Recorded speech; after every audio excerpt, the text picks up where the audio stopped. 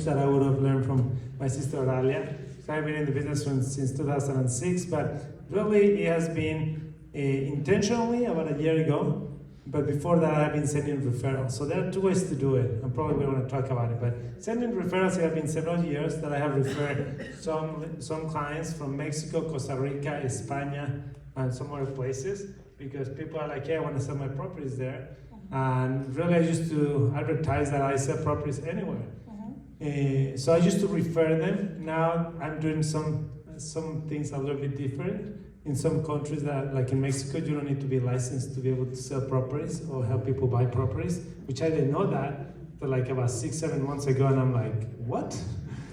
I could be selling and helping people to buy, and then I start making more money on those commissions. But yeah, it has been a few years referring people, me actually selling them or helping people to buy it about 7 months or 8 months. Wonderful. You are an investor from today.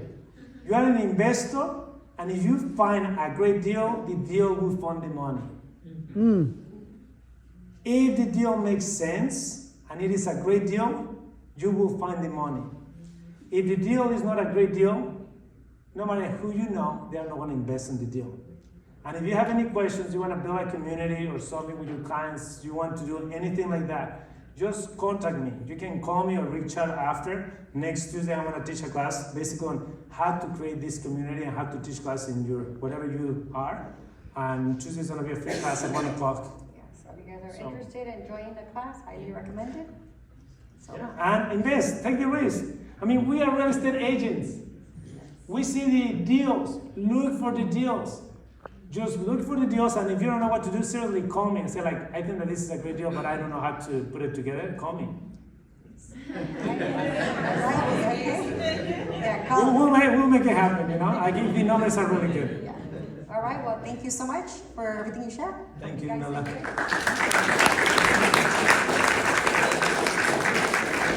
They live in other places, so they are from other places, and a lot of them, they even have properties in other places. And a lot of them, they couldn't buy properties when they were living there, but they have the dream that they want to buy something in another place.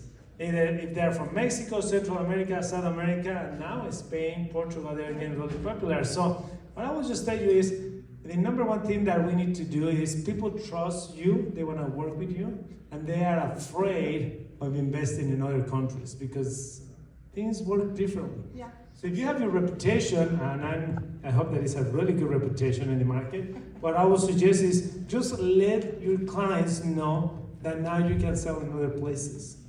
Because they don't know that, but if you let them know and you start doing marketing, intentional marketing, say like, hey, if you're looking to sell a property, for example, for Keller Williams, we're in more than 35 countries. So we're all over the place. Whatever your brand is, you can start telling that you can sell in other places. And you don't need to be with one of these big brands, but just let them know that you can sell properties in other countries, because they will come to you before they go with someone that they don't know.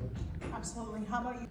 Yeah, so basically, well, there are two parts. One of them is, yes, I have vacation homes down there in Mexico, and I have make money, and I have learned lessons too. So, but the lesson that I will just share is you need to find places where people go and stay a week long, so you can be more profitable. But the relationship is really important. Something that I will tell you that is that you need to take in consideration is something that Oralia mentioned. You need to educate yourself. The laws are really different than here. Yep. So for me, if you don't want to get really savvy, you need to find people that they are trustworthy and that they really know how to do things.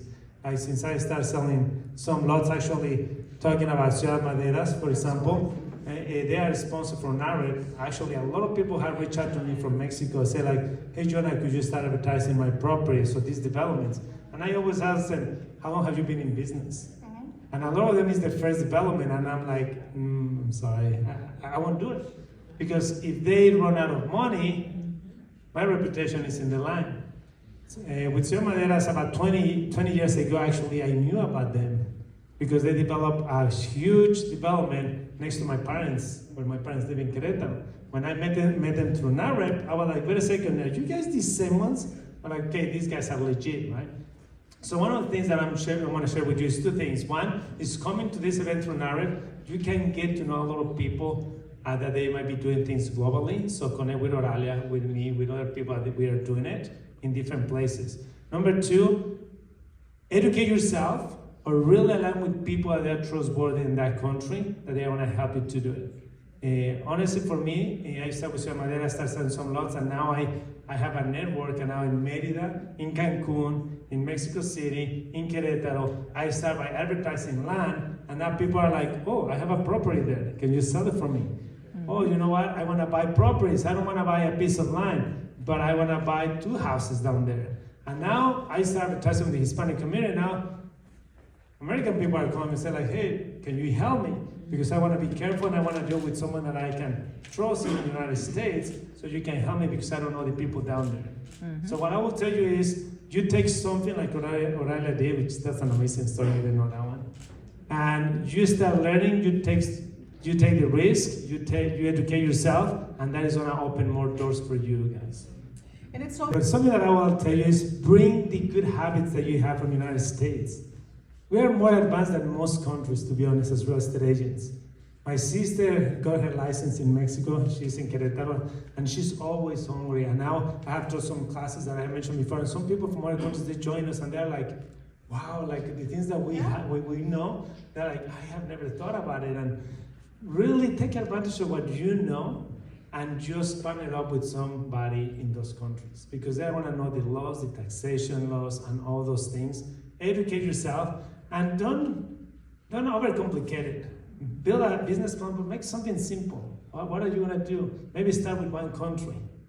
Mm-hmm. Because you can go all over the place. What is the country that you want to go and spend more time? And then start advertising on that you want to be selling that.